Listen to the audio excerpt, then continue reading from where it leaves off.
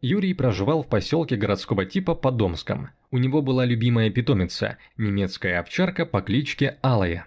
Она была уже взрослой собакой, и хозяин разводил породистых щенят для продажи.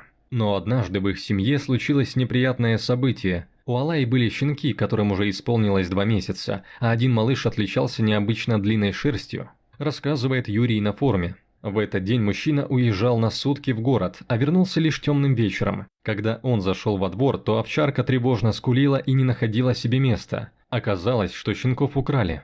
Утром Юрий хотел расспросить соседей, но обнаружил, что Алая тоже исчезла. Пораженный горем мужчина 2 суток искал овчарку и щенят, но поиски не увенчались успехом. Хозяин совсем паник, но вдруг в его дверь постучали. Пришла беспокойная соседка, которая сообщила, что случайно увидела на сайте объявление о продаже щенят, но один отличался от всех остальных и имеет длинную шерстку. Юрий узнал своих овчарок и решил представиться покупателем.